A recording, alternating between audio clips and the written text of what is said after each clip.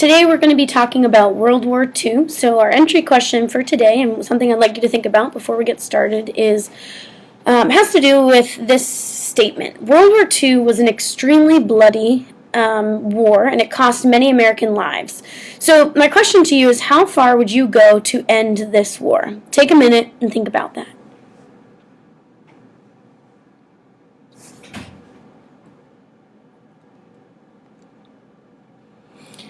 Today we're going to be talking about World War II, and I'm going to take you through some of the more important battles in World War II and up to the end of World War II. First thing, and this is a term that you should know, it has to do with Germans' fighting strategy during World War II, is the term Blitzkrieg.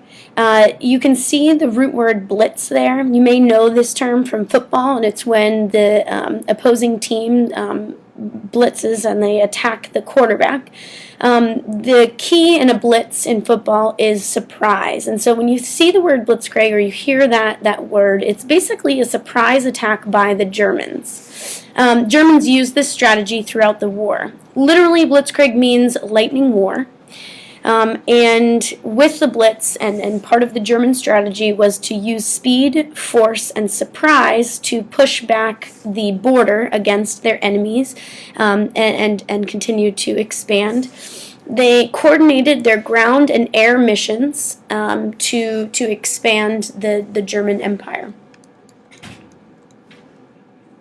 In World War II, as you can see with the Blitzkrieg, technology significantly improves. Technology is what determines the outcome of World War II. Whoever can invent the better planes, the better bombs, the better weapons, will be the side of the war that wins. Airplanes completely changed the dynamic of war. Airplanes were invented by the Wright brothers around 1911 and were certainly a part of World War I, but the planes were not as reliable, and so and they were not used very often. And so we saw trench warfare in World War I, and in World War II. The use of planes makes trench warfare a little less ideal and strategic. So airplanes completely change the dynamic, and for the first time we see the introduction of things like an air force and different things like that. Nuclear missiles were developed at the end of World War II, and the first atomic bombs or nuclear bombs were dropped by the United States and ended the war. So you can see that these new develops, airplanes and nuclear weapons, really changed the dynamic of war. And I would argue that the invention of the nuclear missiles is one of the reasons we've never really had a world war since. We've had plenty of wars, but we haven't had world war. As a result of the use of airplanes and the limited sort of missile targeting ability, civilian targets were unavoidable, and that's another piece of World War I, is there are really heavy civilian casualties. Civilian casualties is a war crime. You are not supposed to kill civilians unless it is absolutely unavoidable. During World War II, however, countries on both sides began bombing cities with factories that were producing war materials. These are called industrial cities. Manchester, New Hampshire, Lowell, Massachusetts, these are examples of industrial cities. You can tell they're industrial cities because they have a lot of brick buildings, which today are not occupied by factories, but in their heyday, they were where we produced a lot of products, and during wartime we used these factories to produce war materials, and countries on both sides were using the civilian population to build up their war effort, to produce their weapons, to produce planes, to produce ammunition, and all sorts of different things.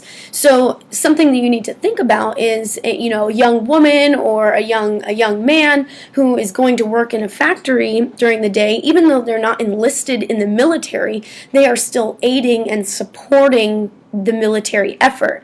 And so these young people, even though they are not part of the army, become targets for other countries to bomb. Now, in America, we were not threatened by these bombings because we had two oceans on either side of us to protect us. But the picture here is from Great Britain. This is in London. This young family is being escorted by the police past a closed road, and the sign says, "Danger, unexploded bomb," which, it's hard to imagine living in this sort of environment. If anybody's read the book or seen the movie The Lion, the Witch, and the Wardrobe, at the outset of that movie, the family is sending these children. One of the reasons they go and they find this magical wardrobe is because the family is trying to evacuate their children from the city. And they put the kids on the train and they go off and they find this magical land and blah, blah, blah, the end of the story. But that's just one example of, these industrial cities become targets, and so families and everyday people have to learn how to cope with this change in warfare. And we also have to think about it as a global community. Do we want factories and other things that produce materials for war effort?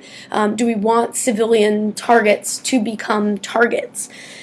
This becomes really difficult in Japan. What Japan was doing was they didn't have big factories like that. I mean, certainly they did in some cities, but they actually started to send families home with machines to produce war materials in their living rooms. And so if you bombed a Japanese household, you might find that right in their living room they had some sort of machine that they were using to produce weapons or to produce parts of planes or something like that they then shipped off to Tokyo to be put together by other people. And so this made it even more complicated when we're thinking about, okay, we're bombing Japan and our military targets, quote unquote, are, Japanese households where we know women and children and other people that are not, of military age or ability are living and abiding. So this becomes really, really complicated.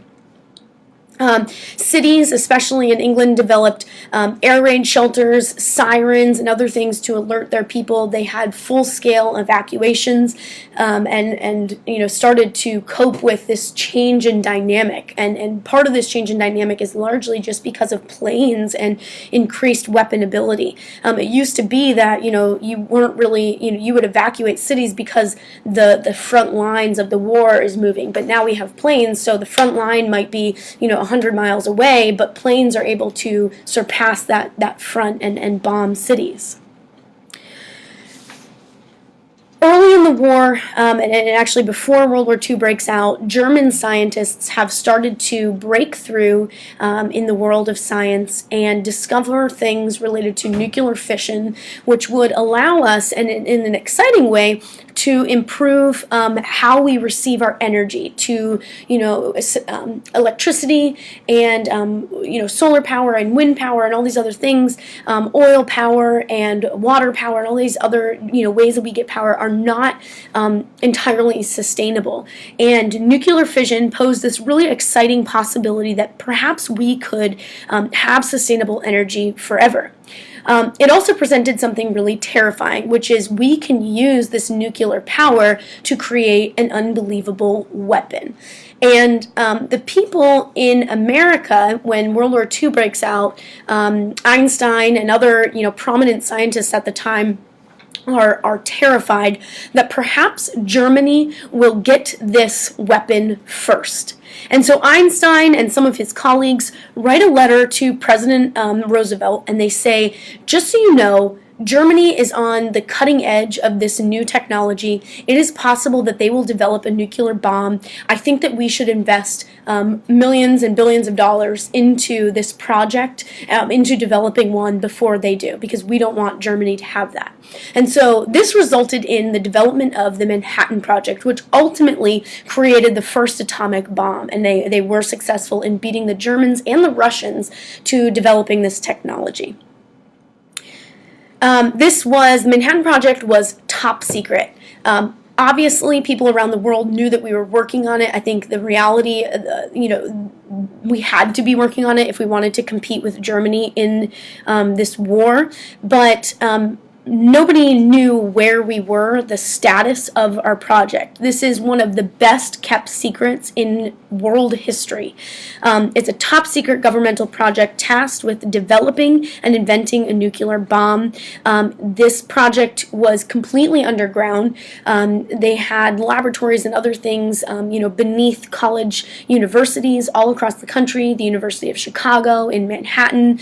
They eventually developed small communities where they would bring scientists together, and one of them was in Tennessee, and then the biggest one was in Los Alamos, New Mexico.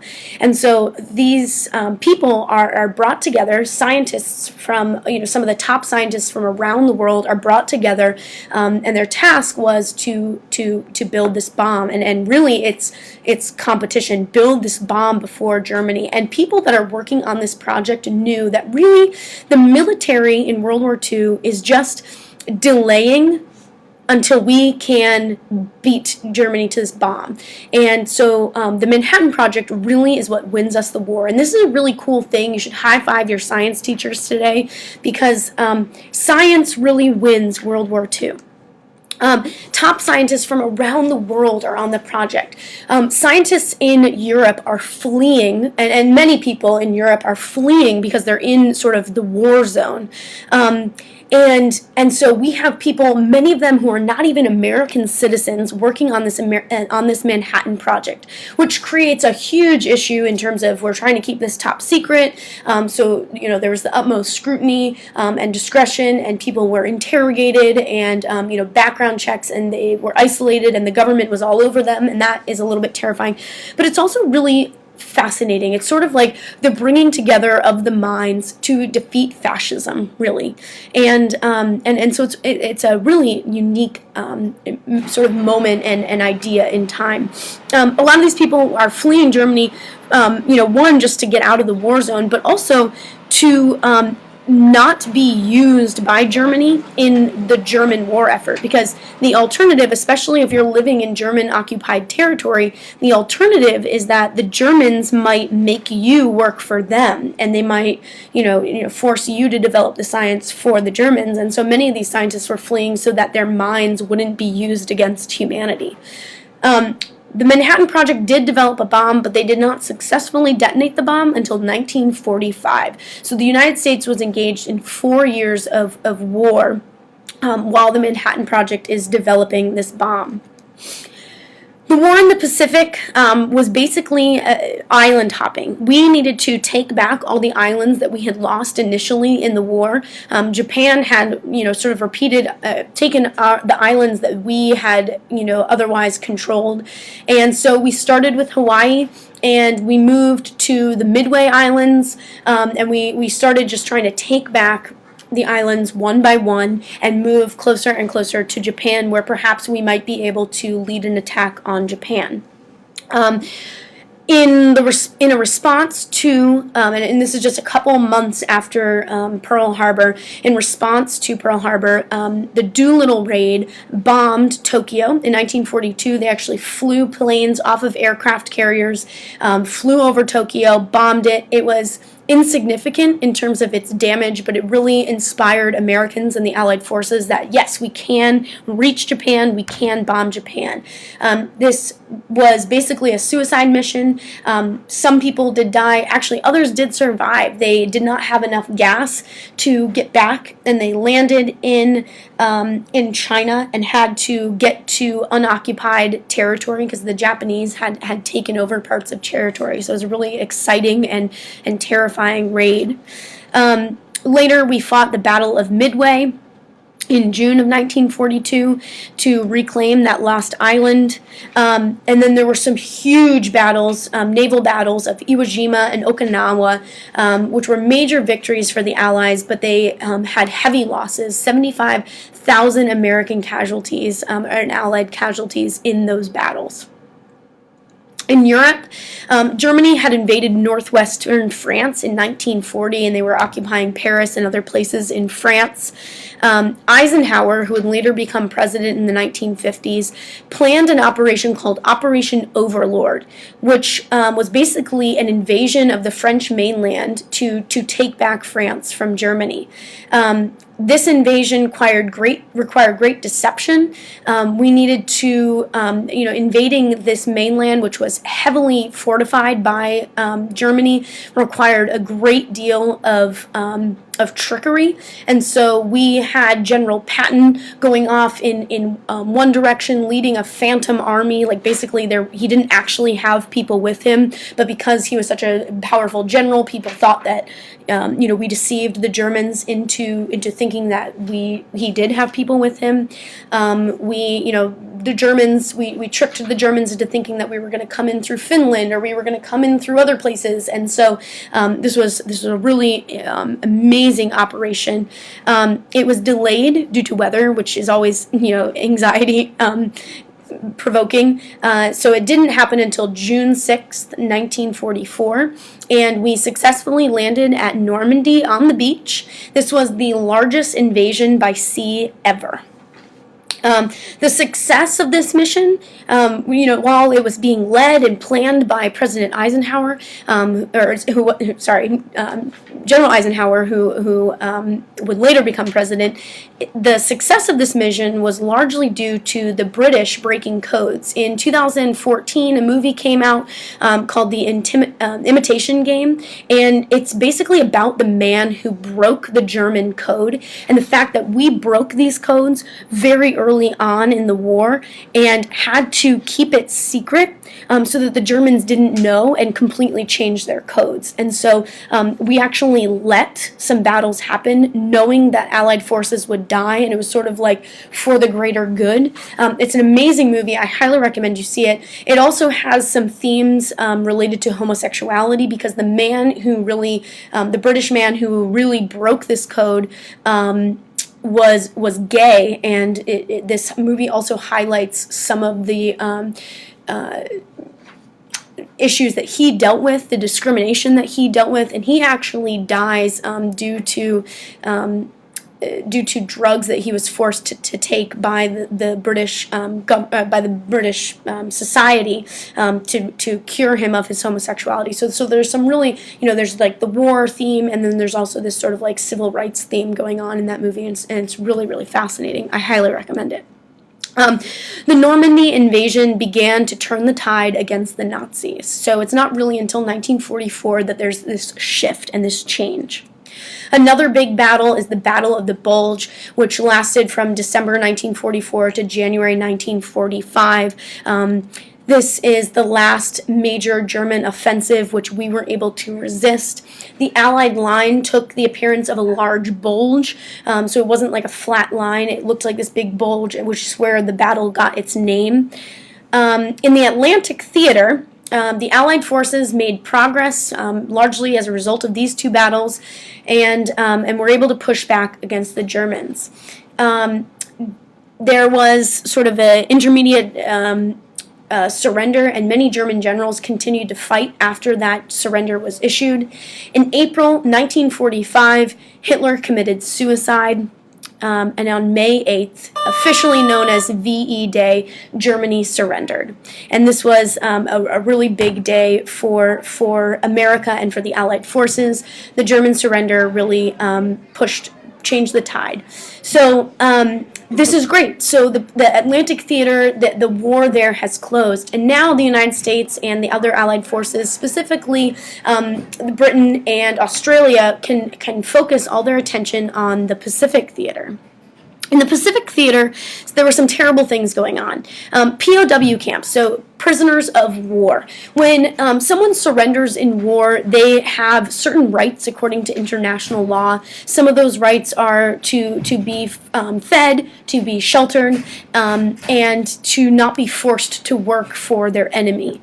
And the United States and Britain adhered to these international laws regarding the treatment of POWs, but Japan and Germany did not adhere to these laws at all. Allied POWs, especially in Japan, died of diseases. The two most prominent were dysentery and beriberi. Both of these were dysentery has a lot to do with your digestive system. It's basically extreme diarrhea that people would have for years, and it's an inability to hold in any nutrients. Other diseases like beriberi caused your skin to start to basically disintegrate. Your skin would feel like a foam, and it was moldable, and it would turn this like awful yellow color. And so the POWs looked terrible. In addition to this, POWs in prisoners of war were tortured, starved, and even experimented on by the Germans and the Japanese. During World War II, as the Japanese are continuing to expand and wreak havoc in Asia, they murdered 6 million Chinese, Koreans, Filipinos, and others. And murdered is probably the best word choice for that. This is actually more than the Jews that were killed in Nazi Germany. So, it just shows sort of our white bias towards who we care about when we're reflecting on wars. Japan believed that their race was superior to the races, especially of the Chinese, Koreans, and Filipinos. And so it's important to note that while Americans are pretty ethnocentric at this time, so are most countries. And the Japanese are certainly guilty of that. They believed that they were superior to everybody else around them.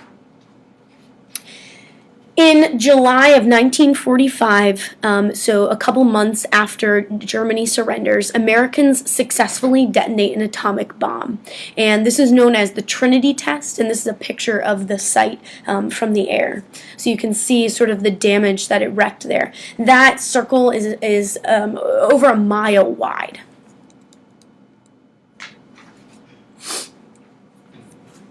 In the Pacific Theater, Japan did not surrender.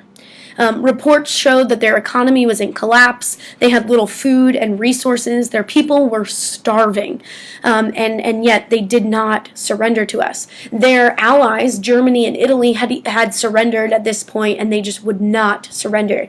The American forces were moving in, getting closer and closer to Japan. Their air force was essentially gone, and so Americans are able to bomb. The picture here is Americans bombing Tokyo, and you can see just the number of bombs that are, all those flecks there are bombs being dropped on Tokyo. And while all this is going on, the Japanese tactics are getting more and more extreme. The United States heavily bombed cities, but they did not relent. One of the developments towards the end of the war is the development of something known as the Kamikaze, which you've probably heard about. Kamikaze literally means divine wind. Kamikazes were Japanese suicide pilots that were used at the end of World War II, not earlier. So that might be a misconception about kamikazes. They were not used at the beginning of the war. This was something that, as the Japanese were becoming more desperate, they started to use. Japan suffered serious naval defeats, specifically at Iwo Jima and Okinawa, and despite that, they continued to use the kamikaze, or they continued to fight. And the kamikaze, the development of and the use of the kamikaze shows the desperate and unwavering effort towards winning the war that the Japanese were willing to put forth. So in class, we're going to be doing the atomic bomb activity, where we're basically going to look at would you have dropped the bomb? And this is an important historical question to think about. Knowing what you know, the fact that the Germans and the Italians have given up in this war effort, and the fact that the Japanese tactics are getting more and more extreme, and we are all over them and they still aren't surrendering. Applying that and other information, would you have dropped the bomb?